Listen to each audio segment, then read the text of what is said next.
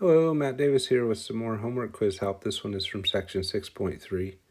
The rainfall total in Hayward, California during the month of January is a normally distributed random variable with a mean of 4.3 inches and a standard deviation of 1.077 inches. Let x equal the rainfall total for a randomly selected January in Hayward. Find the probability that x is less than or equal to 2 or that x is greater than 3, and round your answer to 4 decimal places. So in the interest of help rather than answers, we're going to change the question.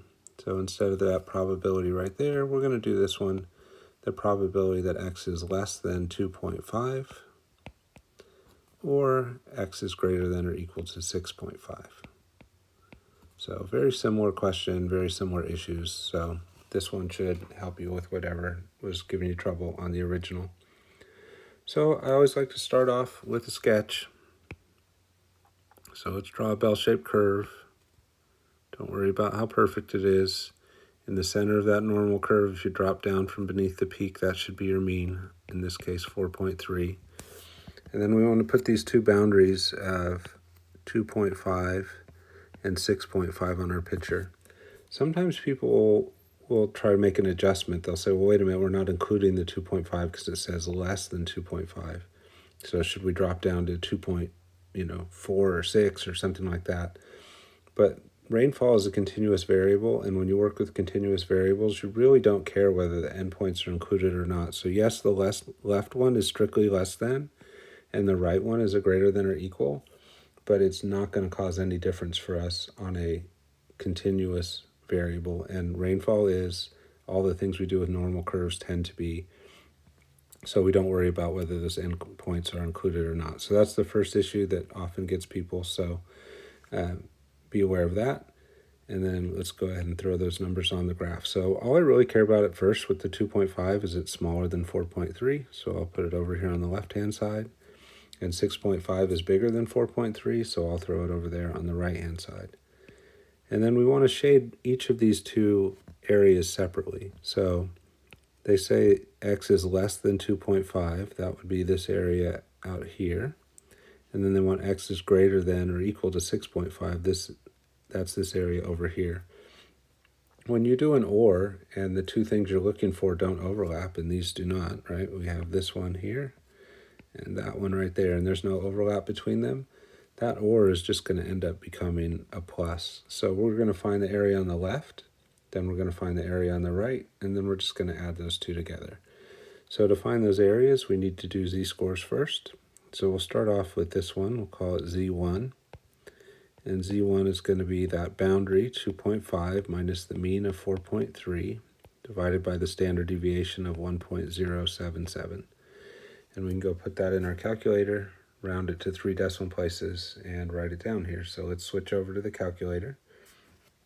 So remember with z-scores, you need to put parentheses around the top to make sure the order of operations happens correctly. We want that subtraction to happen before the division, and it will not unless we put it in parentheses. So there we go. I press enter, and I get negative 1.671, followed by a 3, so we stick with the 1. Now we're also going to want to do the z-score for the number on the right too, and having entered this all at once will help us with that, and you'll see that in a moment. First we'll write this one down, so negative 1.671. Now when you go to do the z-score for 6.5, you're going to do the exact same thing that we've done here, but instead of a 6.5, or instead of the 2.5 here, you'll switch it to that 6.5. So we're just going to make that switch. So let's go ahead and do that one.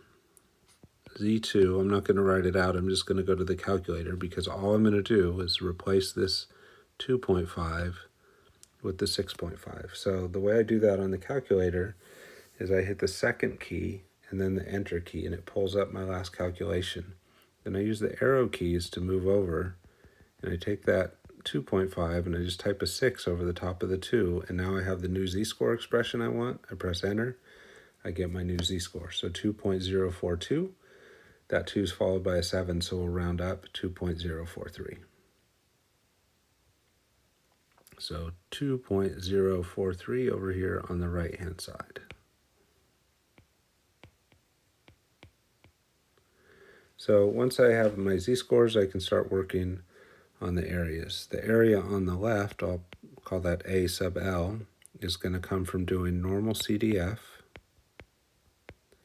The left-hand boundary is over here, is the negative infinity. Right-hand boundary right here is the 2.5, but we need its z-score, so negative 1.671. And then we can put that into the calculator and get that area. And we'll also need the area on the right. That's going to be normal CDF for this boundary right here for the 6.5, but we need its z-score, so 2.043. And then the right-hand boundary is, we're going, forever out here to the right, which is going to be positive infinity. And then we can get that one from the calculator. So let's go get those two. So we want to go to our distribution menu. Distribution menu, second distribution, normal CDF when you're trying to find areas. So the first one we did, negative alpha infinity, comma, negative 1.671, and then enter. So we get 0.0474. And then doing the other one while we're here, second distribution, normal CDF. We have 2.043 for our left-hand boundary and infinity for our right-hand boundary. So 0.0205. So let's go back and write those down. So the first one was 0.0474. The one on the right was 0.0205. So to get the probability that we're looking for, we want to do the area on the left plus the area on the right. And if we just go take these two right here and we add them together on the calculator, what we end up with is 0.0679. So that's going to be our end answer. That's what we'd enter into active learning. So first, some of the what can go wrong sort of issues. First of all, you need a good graph. So you want to make sure that you're showing these as two distinct areas. So let's do some highlighting here. So we want to make sure that we're taking this one and showing it over here on the right, and we're taking, on the left, and then we're taking this one, showing it on the right. And then we want the z-score for each one of them. So we find a z1 for our x1. We find for x2 a z2.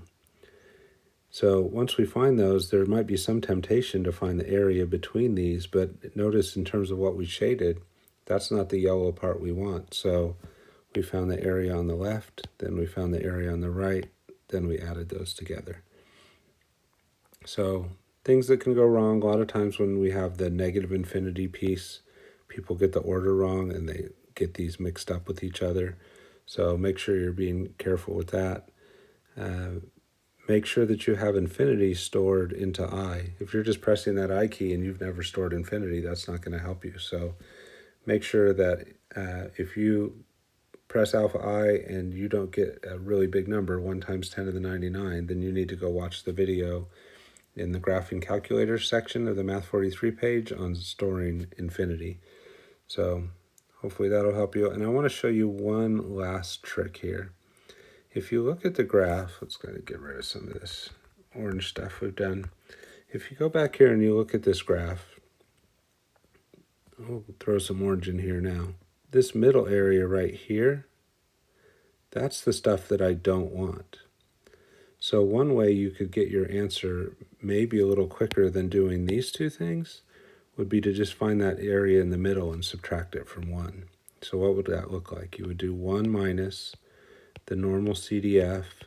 For the orange value, the left boundary is this 2.5, which had a z-score of negative 1.671. And the right-hand boundary was this 6.5 over here, which had a z-score of 2.043. Now, when I do this part right here, I'm not finding what I want. I'm finding what I don't want. And that's why I'm subtracting that from 1. So if you do that, you only have to use the normal CDF one time. Let's go take a look at that on the calculator real quick. So clearing this out, 1 minus second distribution, normal CDF, left boundary, negative 1.671, because we're using z-scores. Remember to round those z-scores to 3 decimal places. And your right-hand z-score 2.043. And then press enter, and notice we get 0.0679 if we do the rounding because of the 8 following the 8. So 0.0679, we go back and have a look, and that's what we got for our answer. So we can get there in that different way. Still works out just fine. So a couple ways to do it. The straightforward way, I think, is find the area on the left and then find the area on the right and add them together. The trickier, slightly quicker way is to find the area in the middle and subtract. Either way, you have to remember to change your x values to z-scores, and you have to remember to round your z-scores to exactly 3 decimal places, and you have to make sure you have infinity stored in I if you're using those infinity values in your calculations. So this is often the tricky one. I hope somewhere in here you found the place that was going wrong for you and you're ready to go tackle it again. So good luck to you as you head back to the quiz.